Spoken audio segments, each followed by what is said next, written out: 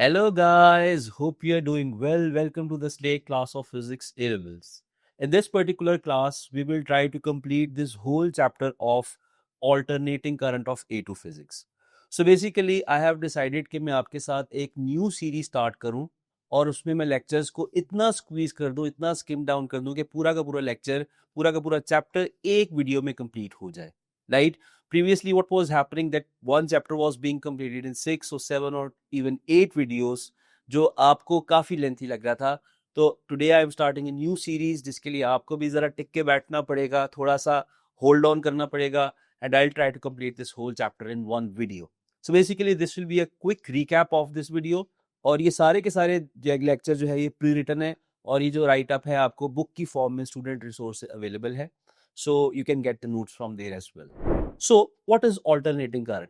वो जो alternating current वो होते हैं जो वेरी कर रहे होते हैं. They are like a wave, right? And generally that type of wave is a sine wave. So it's written here that alternating current is an electric current which is periodically reverses its direction and changes its magnitude as well. So basically this is the current that flows in two directions. The common waveform of alternating current is sine wave, right? So you know कि sine wave, or you call it a sinusoidal, generally this wave is this shape. This is called a sine wave, right? So if you draw a graph of current, this will be a sine graph, and if we draw a graph of voltage, once again that will also be a sine graph, right? One wave is completed in a time, and that time is called time period. The maximum value of current is called I naught, and this is referred as peak current. Similarly voltage का भी similar graph होगा. Once again जितने time में एक wave complete हो रही है, that time is called time period, और जितने time में एक मैक्सिमम वैल्यू रीच करी, that is called peak voltage, right? तो बच्चों ऐसा है कि ऑल्टरनेटिंग करंट की डायरेक्शन हर टाइम पर चेंज होती रहती है. Okay, what is the general equation? This general equation is I equals I naught sin omega t, and the general equation of voltage is V equals V naught sin omega t.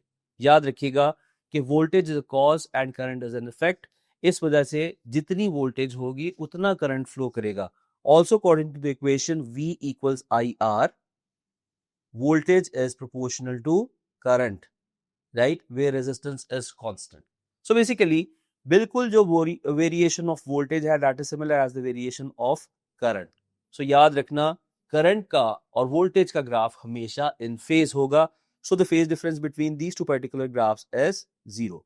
इसका मतलब ये है कि जब current zero होगा तो voltage भी zero होगी, और जिस टाइम पर करंट मैक्सिमम होगा वोल्टेज भी मैक्सिमम होगी. अच्छा, अगर एक अप्लायंस को आप ऑल्टरनेटिंग करंट पर ऑपरेट करते हो, जब उसमें वोल्टेज और करंट जीरो होगा, क्या वो ऑफ होगा? यस. टेम्परेरीली उसके अंदर पावर डिसिपेशन और एनर्जी डिसिपेशन जीरो होगी, जस्ट लाइक योर मार्क्स. सो इस वजह से ये कॉन्स्टेंटली ऑन एंड ऑफ होता है, और इस टाइम पर जब वोल्टेज और करंट जीरो होता है उस टाइम पर पावर और एनर्जी जीरो होती है. and when the voltage and currents are maximum, उस वक्त power dissipation maximum होती है, and that power dissipation is called peak power dissipation, right? Okay, if you look at this, at this particular time the value of voltage and current is maximum. You know the general formula of power, right? Power is equal to VI. इस time पर power dissipation is maximum because appliance में current भी maximum होगा और voltage भी maximum होगी. So at this time, the power will be maximum, and that is called peak power, which is represented by symbol P naught. So P naught is equal to V naught I naught. याद रखना एक cycle के अंदर दो बारी peak power achieve होती है. सो एक बार इस टाइम पर और एक टाइम पर जब वोल्टेज और करंट की वैल्यूज नेगेटिव है, राइट? आप कह सकते हो कि peak power dissipation is equal to minus V naught minus I naught, और इस माइनस साइन की सिर्फ ये सिग्निफिकेंस है कि करंट की डायरेक्शन रिवर्स है. अगर आप कहें कि ये पावर तो पॉजिटिव होती है तो माइनस साइन से कैंसिल आउट हो जाएगा. Once again you will get V naught I naught, right? So अगर एक बल्ब को लो फ्रीक्वेंसी ऑल्टरनेटिंग करंट के साथ कनेक्ट करो तो उसकी ब्राइटनेस मैक्सिमम होगी और रिड्यूस होगी, और मैक्सिमम होगी और रिड्यूस होगी. सो हमें अपने घर के बल्ब और लाइट्स एक कांस्टेंट ब्राइटनेस के साथ क्यों नजर आती है? बिकॉज कि ये फ्लक्चुएशन का रेट बहुत ज्यादा हाई है, बिकॉज हमारे हाउस होल्ड की फ्रीक्वेंसी होती है 50 वोल्ट, 50 हर्ट्ज, राइट? सो जब 50 हर्ट्ज के साथ फ्लक्चुएशन होती है, हमारी आई जो है उसको as a stable light intensity जो है उसको अंडरस्टैंड करती है, राइट? सो याद रखना, the general equation is once again I equals I naught sin omega t, right? And the general equation of voltage is V equals V naught sin omega t, where omega is equal to angular frequency, which can be given by the formula 2 pi over t, where capital T is time period, or you can also use the formula 2 pi f. ये कुछ similar equations हैं जो कि आपने simple harmonic motion में पढ़ी थी, displacement, velocity और एक्सेलरेशन की जनरल इक्वेशंस, ठीक है? इसका मतलब ये है कि अगर एक इलेक्ट्रॉन फ्लो नहीं कर रहा तो उसका मोशन कैसा है? Let's suppose this is your wire, this is an electron inside this wire, and this wire is carrying alternating current. So what will be the motion of this electron inside this conductor? So this will be moving back and forth, so its motion will be simple harmonic motion. ठीक है? तो इसका मतलब है इस particular electron के ऊपर simple harmonic motion की सारी इक्वेशंस एप्लीकेबल होंगी. नाउ द पॉइंट इज कि अगर इलेक्ट्रॉन फिजिकली ट्रांसलेट नहीं कर रहा, मूव नहीं कर रहा, तो एनर्जी कैसे प्रोपेगेट हो रही है, एनर्जी कैसे ट्रांसफर हो रही है? सो बच्चों, just like waves, energy is being propagated by vibration of these electrons inside the conductor, inside the wire carrying alternating current. Okay, now this is called a full cycle, right? The first one is called half cycle. In fact, the first one will be referred as positive half cycle because इसमें current की direction positive consider की हुई है. And the second half cycle can be referred as negative half cycle. Okay, let's move on. जैसा कि मैंने आपको बता दिया, the value off peak power dissipation is V not I not, because उस पर्टिकुलर इंस्टेंट ऑफ टाइम पर voltage और current की वैल्यू मैक्सिमम थी. अच्छा बच्चों, अगर आप इस वोल्टेज की और इस करंट की एवरेज फाइंड आउट करो तो आपको पता चलेगा कि जितनी पॉजिटिव करंट है उतना ही नेगेटिव करंट है. That's why the average value of current is 0, right? So you have to memorise that mean current is 0. Mean current is 0. Why I'm doing this? Because these are the brackets which are used to represent the mean value of anything. तो याद रखना, alternating current में the value of mean current is always 0. Similarly, if you have a look at this voltage curve, अगर आप voltage curve को देखेंगे तो जितनी positive voltage है उतनी ही negative voltage है. So the value of mean voltage will be also 0, right? Mean voltage is also 0, right? So how we understand this? That's why we move towards the values which are a better way of taking the average, and those values are referred as root mean square values of current or root mean square values of voltage. इस बात को understand करें कि आपका mean current जो है वो 0 आ रहा था, right? Why mean current is 0? It's written here as the magnitude and direction of current varies. The mean value of current is always 0. Now this is a problem. अगर mean current 0 है और अगर mean voltage भी 0 है, फिर तो power dissipation 0 होनी चाहिए. So हमें 0 नहीं चाहिए. We will find out a way how to take the average. So the root mean square values or RMS values are useful because they represent the effective values or the mean values of current and voltage. बच्चों, ये root mean square का concept आपने किसी और chapter में भी पढ़ा था, ठीक है? Root mean square velocity of the particles of ideal gas. So basically at first आप स्क्वायर ले लेते हो ताकि आपकी नेगेटिव वैल्यूज भी प्लस हो जाए. Then you take a mean और उनको कंपनसेट करने के लिए आप अंडर रूट लेते हो. ये सारा का सारा प्रोसेस जो है इस चैप्टर के लिए इतना इंपॉर्टेंट नहीं है, सो हम इसको आइडियल गैस में ही पढ़ेंगे, right? Now what is mean square? In fact, root mean square value of voltage and current. But let's assume that you have a power supply which is a DC power supply and it has a voltage of, let's say, 20 volts, right? And at the same time you have an AC power supply which has an RMS voltage of 20 volts, right? So ये वाली battery और ये वाली battery की working, in fact energy transformations, power provided will be equal, right? तो इसका मतलब ये है कि the RMS value represent a DC equivalent value of alternating current or alternating voltage, right? So इसकी definition you will memorize that RMS value of alternating current or voltage is the value of direct current or the voltage that would produce thermal energy in a resistor at same rate. Energy का rate मतलब power. इसका मतलब ये है कि अगर आपके पास 20 volts की डीसी पावर सप्लाई है और एक एसी पावर सप्लाई है जिसकी आरएमएस वोल्टेज 20 वोल्ट्स है, they are serving the same purpose. In fact, they are providing the same amount of average current, same voltage, and same power dissipation. So you will memorize this definition. Then the formula of RMS current is equal to I naught divided by under root 2. 1 over under root 2 can be further solved to 0.707 I naught, right?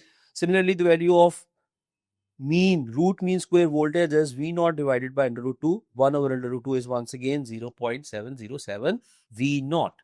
ठीक है, ये वाला formula आपको exam में किस form में given होगा?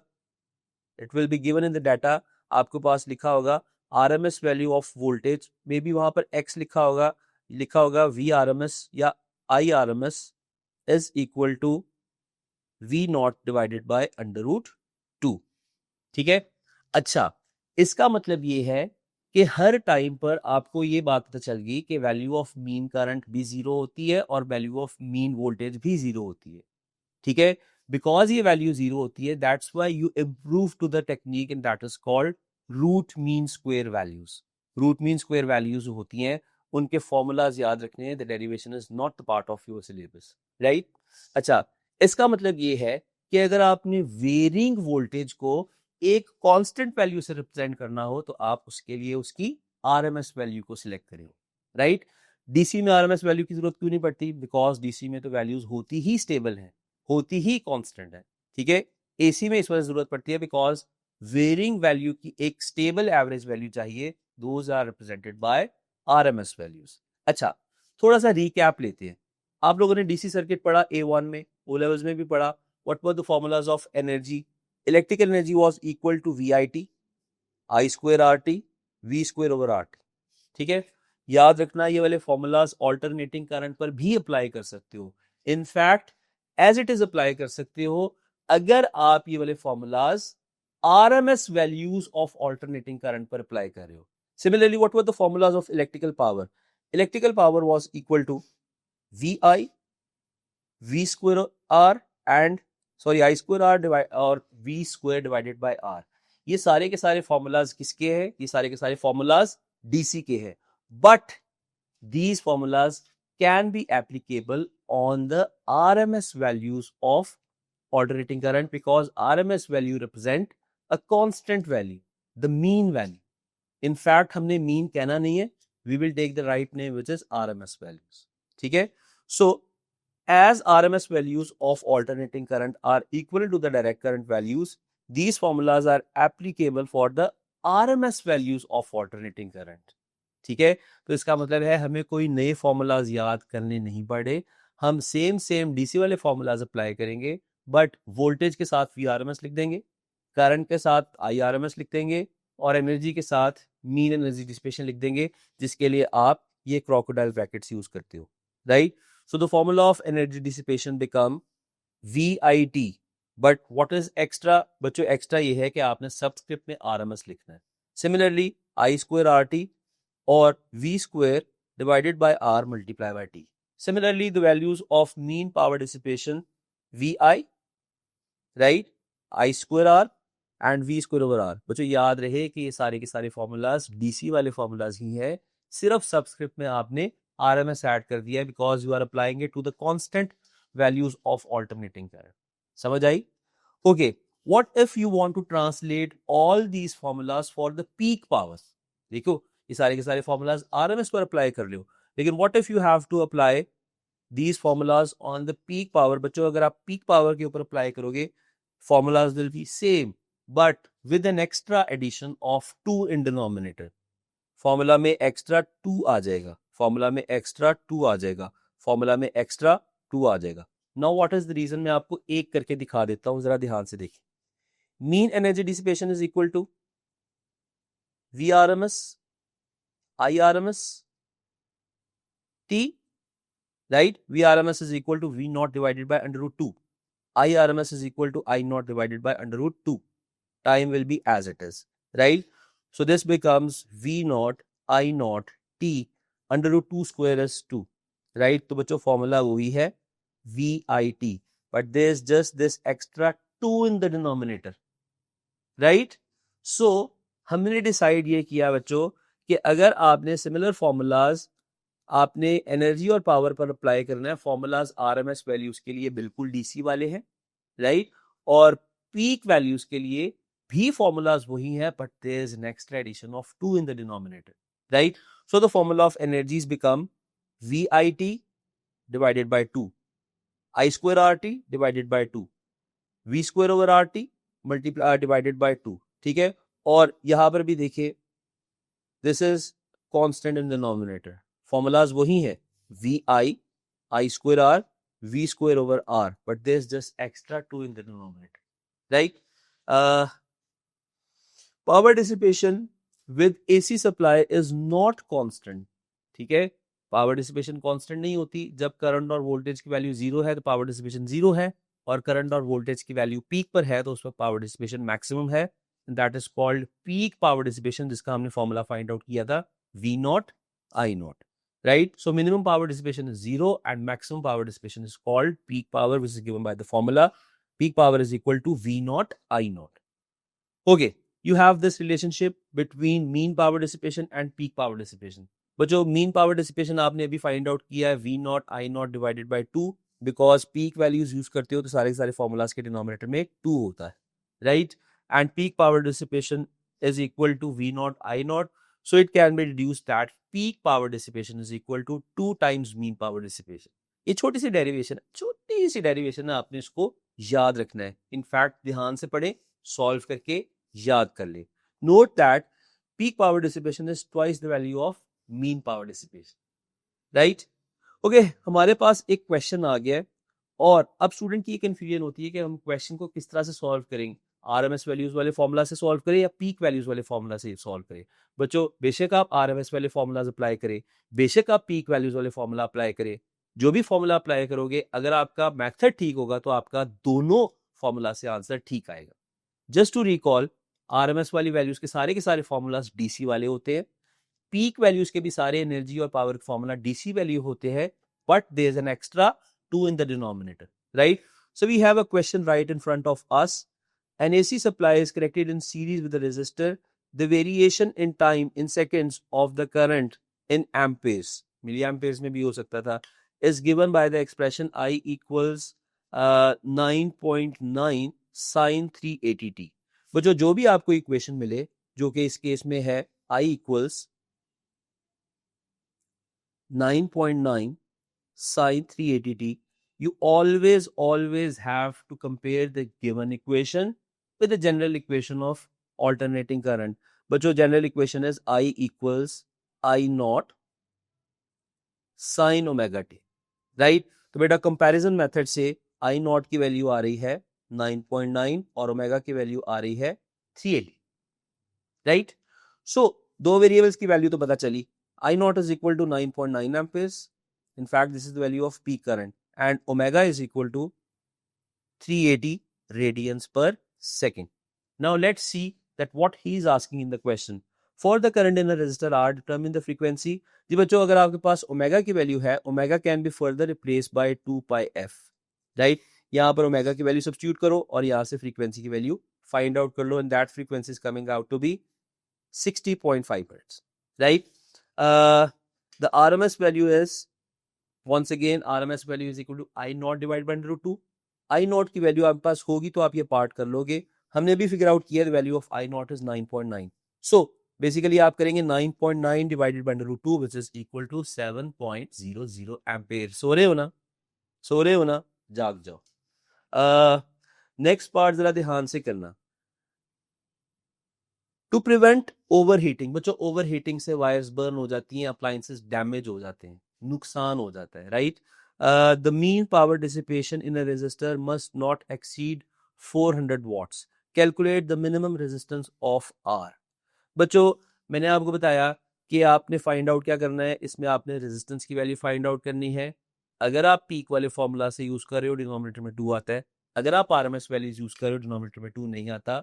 दोनों फॉर्मूला से एंड रिजल्ट सेम आए, ठीक है?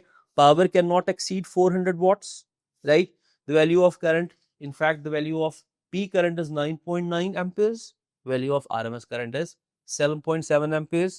तो आपने यहाँ फॉर्मूला सिलेक्ट किया, mean power dissipation is equal to I square R. देखो आपने आरएमएस वैल्यू यूज की तो डिनोमिनेटर में 2 नहीं आएगा, लेकिन अगर आपने पीक वैल्यू यूज किया तो डिनोमिनेटर में 2 आएगा। आप दोनों में वैल्यू सब्स्टिट्यूट करें, from both the formulas the value of resistance is 8.16 ohms and 8.16 ohms, right. आप पास पेपर से और ज्यादा क्वेश्चंस करें, ये वाला portion of A2 is very easy, आपसे ये सारे के सारे सवाल हो जाएंगे। आंखें खोल के करना है, आंखें खोल के करना है, राइट, और मोबाइल को साइड पे रख के काम करना। ओके बच्चों, we are moving toward the next part of this chapter. ये आधा हो गया चैप्टर, आधा करवा दिया मैंने। आप सो रहे थे, हो गया सर, ठीक है। दोबारा करना है तो फिर जाग के दोबारा करो, right. Now we are moving to the part of this chapter जिसमें हम वेरिंग वोल्टेज को, ऑल्टरनेटिंग वोल्टेज को डीसी वोल्टेज में कन्वर्ट करते हैं। इनफैक्ट हम उसकी डायरेक्शन को यूनिडायरेक्शनल बनाते हैं। In this process, we will convert alternating current to direct current. And the first goal is to change the direction. Throughout direction जो है वो constant होनी चाहिए। बेटा this process is called rectification of AC voltage or AC current. For that, the main component used is called a diode. Have a look at diode. Diode का symbol जो आपके syllabus में है, मैं आपको ड्रॉ करके दिखा देता हूँ what you have to draw. बच्चों, you have to draw something like this. एक ट्राइंगल ड्रॉ करेंगे, राइट। इसके अंदर से एक वायर पास करी है या एक लाइन पास कर रही है, राइट, और यहां पर आपने इस तरह से line draw, you will draw line, right. This junction is called P junction और anode, and this junction is called, in fact this terminal is called n terminal और कैथोड, राइट। बच्चों याद रखना, डायोड में करंट अगर P to N flow करने की कोशिश करे, मतलब एरो की डायरेक्शन में करंट फ्लो करे, तो करंट फ्लो हो जाता है, बिकॉज इस ओरिएंटेशन में आइडियली इसकी रेजिस्टेंस 0 है। But if current is trying to flow in opposite direction, बेटा इस डायरेक्शन में करंट फ्लो नहीं हो सकता, बिकॉज आइडियली इस डायरेक्शन में resistance of diode is infinite. So basically हम करंट को ट्रैप करते हैं, ब्लॉक करते हैं, पास करवाते हैं, and somehow we unify its direction, and that process is called rectification. So what is diode? Diode is a semiconductor component that allows current to flow only in one direction but restricts the current from flowing in the other direction. तो बच्चों अब आसानी से बताता हूं कि किस direction में फ्लो हो जाता है, इस डायरेक्शन में फ्लो हो जाता है। तो इसको याद रखने का क्या तरीका है, डायोड का ये जो एरो बना हुआ है, इस एरो की डायरेक्शन में अगर करंट आए तो फ्लो हो जाता है, और अगर एरो से ऑपोजिट डायरेक्शन में आए तो करंट ब्लॉक हो जाता है, राइट। अलोंग द एरो आएगा तो करंट फ्लो हो जाएगा, ऑपोजिट टू एरो आएगा तो करंट ब्लॉक हो जाएगा, ब्लॉक, ठीक है। अच्छा, ये डायोड का सिंबल नहीं है, डायोड दिखने में इस तरह का लगता है। Now what is rectification? बच्चों rectification is a process of converting alternating current to direct current using diode और डायोड्स, राइट। बेटा there are two types of rectification, half wave rectification and full wave rectification. अच्छा, जब आपने current को या voltage को rectify किया है तो basically unidirectional current, DC current कहां पर फ्लो करेगा? डेफिनेटली उस कंपोनेंट के क्रॉस फ्लो करेगा जिसके अंदर आप चाहते हो कि डायरेक्ट करंट हो। Through out the circuit direct current नहीं होगा। आपकी मोटर है, आपका बल्ब है, आपका जो अप्लायंस है, जहां पर आपको आउटपुट चाहिए, वहां पर करंट जो है वो सिंगल डायरेक्शन में फ्लो करेगा। So you have half wave rectification. बच्चों there are two types of rectification, मैं आपको पहले ही बता देता हूँ। One is called half wave rectification, जिसमें हाफ वेव अपराइट होती है और हाफ वेव स्किप हो जाती है, और इसमें एक डायोड यूज होता है। And the second type of rectification is called full wave rectification, इसमें 4 डायोड यूज होते हैं। इसमें दोनों साइकिल्स, पॉजिटिव हाफ साइकिल भी और नेगेटिव हाफ साइकिल भी जो है वो अपराइट हो जाती हैं, और इसमें 4 डायोड यूज होते हैं। इसका दूसरा नाम है bridge rectifier, right. So how rectification is achieved? बच्चों this is the input terminal. Input terminal में जो आपने वोल्टेज दी हुई है, this is the input voltage, और this is purely alternating current और ऑल्टरनेटिंग वोल्टेज, राइट। आपने आउटपुट देखनी है इस टर्मिनल के क्रॉस। अगर आउटपुट को आपने फिजिकली देखना है कैसा वेव फॉर्म है, तो आप इस आउटपुट के क्रॉस सिंपली एक सीआरओ भी कनेक्ट कर सकते हो, राइट। मैं यहाँ पर सीआरओ का सिंबल ड्रॉ कर देता हूँ बिकॉज आपको सीआरओ का सिंबल नहीं आता, ठीक है। So you can connect a CRO with the output. अगर आपने इनपुट वोल्टेज को ऑब्जर्व करना है तो आप सीआरओ इनपुट वोल्टेज के क्रॉस लगा दो, राइट। और अगर आपने आउटपुट के क्रॉस देखना है तो आप सीआरओ को आउटपुट टर्मिनल के क्रॉस कनेक्ट कर दो। सो इस CRO के ऊपर आपके पास आउटपुट डिस्प्ले आएगा। This is a symbol of cathode ray oscilloscope, right. Now your input is purely alternating. ये देखिए ये कंप्लीट साइन वेव है। इसका मतलब ये है कि करंट दोनों डायरेक्शन में फ्लो कर रहा है। इसकी पॉजिटिव हाफ साइकिल भी है और इसकी नेगेटिव हाफ साइकिल भी है, राइट। सो इसका मतलब ये है कि if this battery, this alternating battery, alternating power supply has two terminals A and B, terminal A और टर्मिनल B है, राइट। तो बच्चों करंट जो है, current will flow from A to B when A is positive, ठीक है, and B is negative. तो जब करंट इस डायरेक्शन में फ्लो करने की कोशिश करेगा तो आप मुझे बताइए कि क्या करंट फ्लो हो जाएगा या ब्लॉक हो जाएगा? करंट फ्लो हो जाएगा because it is moving along the direction of diode. तो बच्चों जब ये करंट फ्लो हो जाएगा, डायोड इसको अलाउ करेगा कि वो इससे पास हो जाए, right. So basically this is the diagram of half wave rectifier कि आपके पास एक बैटरी है, ऑल्टरनेटिंग पावर सप्लाई, ठीक है, एक लोड है जिसके क्रॉस आपने डीसी वोल्टेज या डीसी करंट प्रोवाइड करना है, और आपको सिर्फ उसके रास्ते में सीरीज में एक सिंगल डायोड कनेक्ट करना है, राइट। तो ये साइकिल पास होगी, ये हाफ साइकिल पास होगी, तो आपके पास आउटपुट में ये हाफ साइकिल आ जाएगी। नाउ देखिए जरा ध्यान से, इस वक्त right now A is positive and B is negative, but for the negative half cycle A positive था, अब ए नेगेटिव हो जाएगा, बी नेगेटिव था, बी अब पॉजिटिव हो जाएगा, and this time for this half cycle the current will initiate from the terminal B, और current अगर फ्लो होगा तो इस डायरेक्शन में फ्लो होगा जो कि डायोड से पास नहीं हो जाएगा। इनफैक्ट इस वक्त सर्किट की रेजिस्टेंस कितनी है? इन्फिनिट। तो करंट बैटरी से ही इनिशिएट नहीं होगा, तो आपके पास कोई वोल्टेज नहीं आएगी, आपके पास एक जीरो पर एक हॉरिजॉन्टल लाइन आ जाएगी। इसका मतलब ये है you are getting this half cycle in the output, लेकिन नेगेटिव वाली साइकिल आपको आउटपुट में नहीं मिल रही, वो ब्लॉक हो गई। किसने ब्लॉक की है? डायोड ने ब्लॉक की है, ठीक है। सो बच्चों half wave rectifier is simply achieved by adding a single diode in series, right? So half wave पास हो जाती है और हाफ वेव ब्लॉक हो जाती है। इसका मतलब ये है कि इस हाफ ऑफ द टाइम में आप कोई भी बेसिकली आप कोई भी आउटपुट वोल्टेज आपको नहीं मिल रही, ठीक है। तो इसका मतलब है इतने टाइम के लिए तो अप्लायंस ऑफ रहेगा, आउट ऑफ वर्किंग रहेगा। तो ये कोई इतनी अच्छी और इतनी सॉलिड टाइप ऑफ रेक्टिफिकेशन नहीं है। So we need a solid type of rectification जिसमें पॉजिटिव साइकिल के साथ साथ नेगेटिव हाफ साइकिल भी रेक्टिफाई हो जाए, अपराइट हो जाए, सो दैट एटलीस्ट हर टाइम वोल्टेज तो फ्लो हो रही हो, वोल्टेज तो हो, right. That is called full wave rectification, right?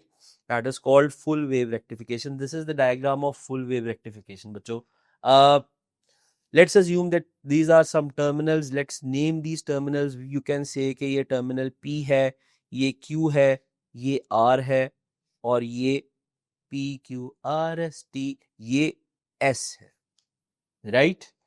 Okay, these are few junctions. मैं इन junctions को bold कर देता हूँ, 1 2 3 4, राइट। और इन डायोड्स को भी नेम कर देते हैं, let's name them as diode 1, D1 D2 D3 D4। आप मैथ्स की में अंदर पढ़ते थे, ओ लेवल्स में पढ़ते थे, और आप भूल चुके हैं, मैं भी पढ़ता था। So these are diodes D1 D2 D3 and D4। आपको मैथ्स की बुक्स याद आ जाती हैं, D1 D2 D3 D4। अच्छा बच्चों, all these diodes are facing in one direction, either they are facing towards right or they are facing towards left। इस particular case में they all are facing towards right on your screens, ठीक है।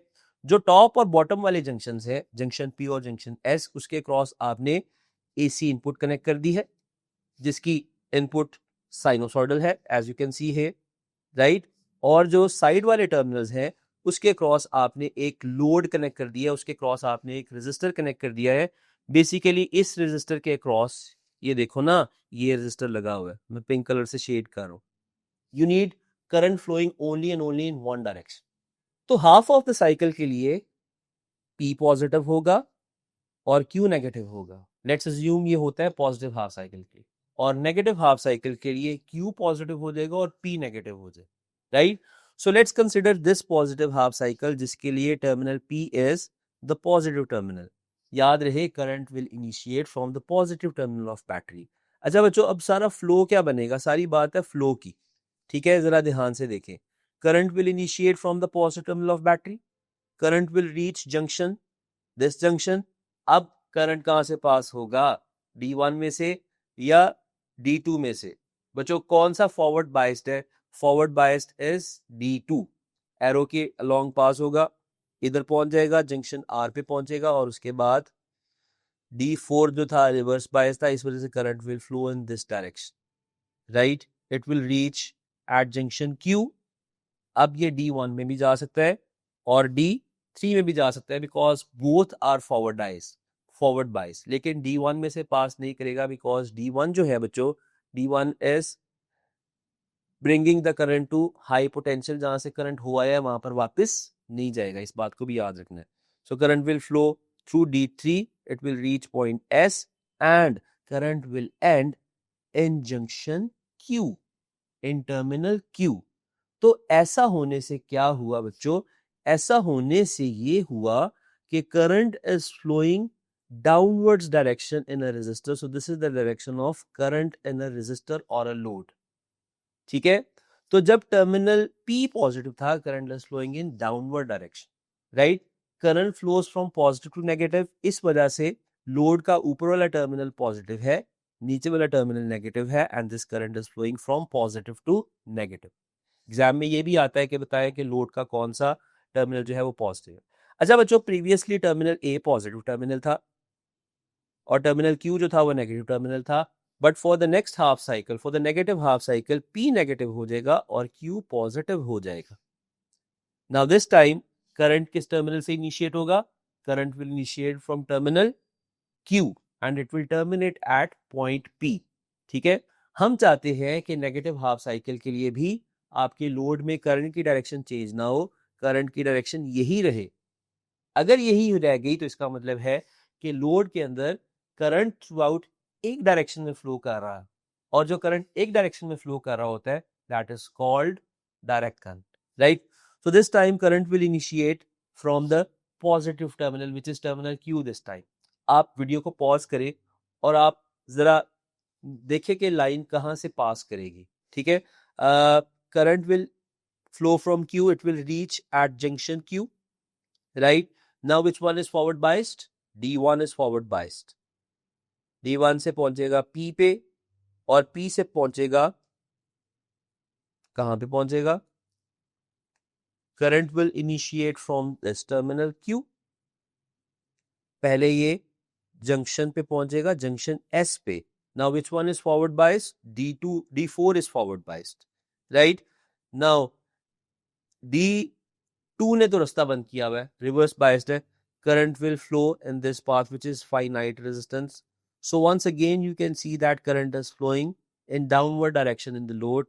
Now it is reaching at junction Q and now the current will terminate at the negative terminal because current always flows from the point of high potential towards the low potential. So once again you can see कि current कहां पर flow हुआ?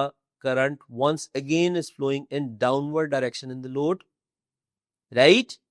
So that's why आपने successfully current को DC में convert कर लिया है. Congratulations to you, right? So इस हाफ साइकिल के लिए, नेगेटिव हाफ साइकिल के लिए कौन से दो डायोड्स कंडक्ट कर रहे हैं, वो ये भी क्वेश्चन पूछता है. As you can see from this orange path that current is passing from D1 and D4. और पॉजिटिव हाफ साइकिल के लिए the conducting diodes were D2 and D3. ये सारी बात समझ आ गई? अगर नहीं समझ आई तो मैंने आपके साथ P को पॉजिटिव कंसिडर करते हुए और Q को नेगेटिव कंसिडर करते हुए पूरा रूट बना दिया कि करंट कहां कहां से फ्लो कर रहा है. और जब P नेगेटिव होगा और Q पॉजिटिव होगा तो इस बारी मैंने ग्रीन लाइन से शो कर दिया कि करंट कहां पर फ्लो कर रहा है. मेन चीज that you have to focus is कि लोड में करंट ऊपर वाली डायग्राम में भी डाउनवर्ड डायरेक्शन में फ्लो कर रहा है और नीचे वाली डायग्राम में भी करंट डाउनवर्ड डायरेक्शन में फ्लो कर रहा है. इसका मतलब है कि alternating current has been converted into direct current, yes, but a bit of fluctuations are still there, ठीक है? सो आपने जो इनपुट लगाई वो ऐसी थी, उसके कॉरेस्पॉन्डिंग आउटपुट कैसे मिली बच्चों? पॉजिटिव हाफ साइकिल भी आ गई और नेगेटिव हाफ साइकिल भी रेक्टिफाई हो। This type of rectifier is called a full wave rectifier और a bridge rectifier, right? Moving on. अब मसला ये है कि इसमें फ्लक्चुएशंस बहुत ज्यादा है and this is called ripple effect. Voltage maximum पर भी जा रही है और ड्रॉप होकर जीरो पर आ रही है, फिर मैक्सिमम जा रही है, फिर जीरो जा रही है, फिर मैक्सिमम जा रही है, फिर जीरो जा रही है, फिर मैक्सिमम जा रही है, फिर जीरो जा रही है।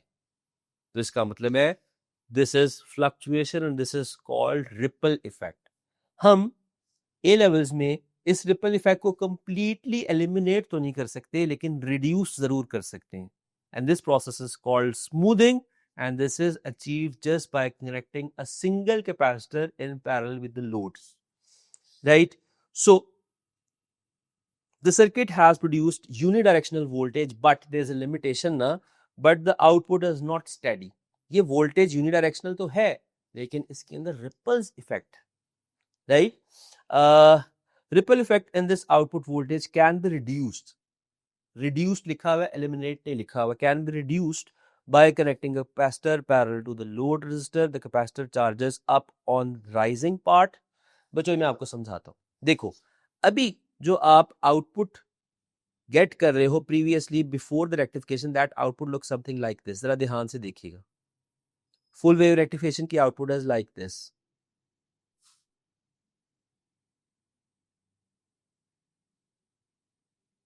राइट?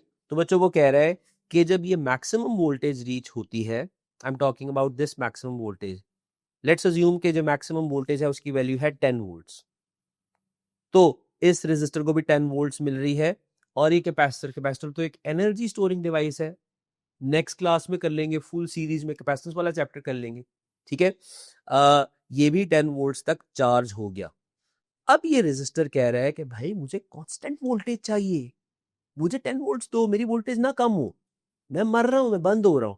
लेट्स सपोज ये बल्ब है तो उसकी ब्राइटनेस कम हो रही है, ठीक है? फॉर एग्जाम्पल अगर आप लाइट को ऑफ करते हो, स्विच ऑफ करते हो, इंस्टेंटली ऑफ हो जाती है, तो इसको कांस्टेंट वर्किंग वोल्टेज चाहिए होती है। रजिस्टर कह रहा है मेरे साथ प्रैंक ना करो, मुझे कांस्टेंट वोल्टेज प्रोवाइड करो, ठीक है?